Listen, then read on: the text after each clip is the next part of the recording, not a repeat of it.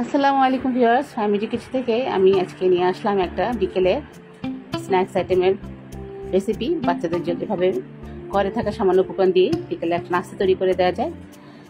এখানে আমি দুটো আলু সিদ্ধ করে সেটা মেখে নিয়েছি। তারপরে দিয়ে দিচ্ছি 1.5 কাপের মতো ময়দা, তার মধ্যে দিয়ে দিয়েছি 1 চামচ লাল মরিচের গুঁড়া, 1 চামচ জিরার গুঁড়া, তারপর পরিমাণ মতো লবণ, 1 চামচ ধনিয়ার গুঁড়া, আর দিয়ে দিয়েছি 2 চামচ চাট মশলা, আর 4-5টা কাঁচামরিচ আমি থেতো করে সেই কাঁচামরিচটার মধ্যে দিয়ে দিয়েছি, আর চিলি ফ্লেক্স 1 চামচ, শুকনো মরিচ চামচ তেল দিয়ে এখন আমি এই আটার সাথে আলুর সাথে এবং সবগুলো উপকরণ একসাথে মেখে নিলাম।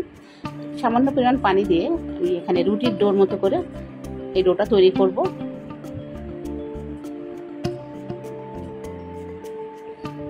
আমি মেখে নিলাম, এটা আমি 10 মিনিট এখন রেস্ট রেখে দিব। এরপর আমি এখানে আলু পুরিগুলো বানিয়ে নিব।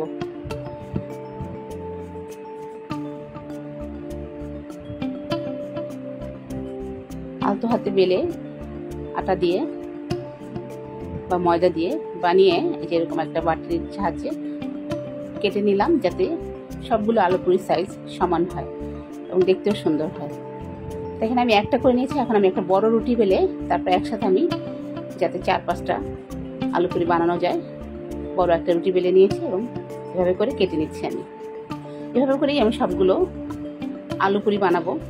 খুব সহজভাবে, খুব চটজলদি এভাবে আলু পুরি বানিয়ে আপনারা বাসায় খেতে পারেন এবং বাচ্চাদেরকে দিতে পারেন, বা ঘরে মেহমান আসলে চটজলদি একটা নাস্তা আইটেম হিসেবে তৈরি করে নিতে পারেন। তো হয়ে গেছে আমার সবগুলো আলু পুরি বানানো। এখন এগুলো আমি ভাজতে চলে যাব।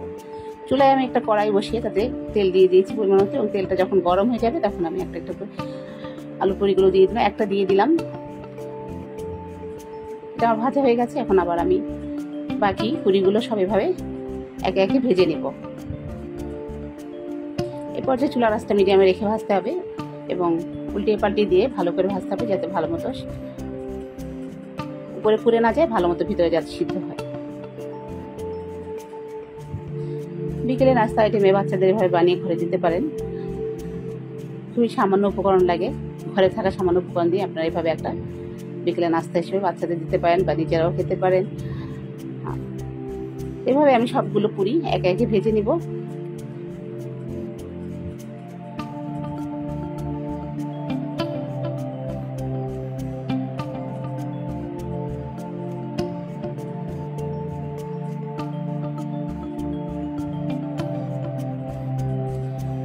সবগুলো পুরি আমি ভেজে নিলাম। এভাবে করে সুন্দর মতো দেখেন ফুলে উঠেছে, একদম টপটপা করে ফুলে উঠেছে এবং ভিতরে সুন্দর সিদ্ধ হয়েছে এবং খেতেও সুস্বাদু হয়েছে। আলহামদুলিল্লাহ।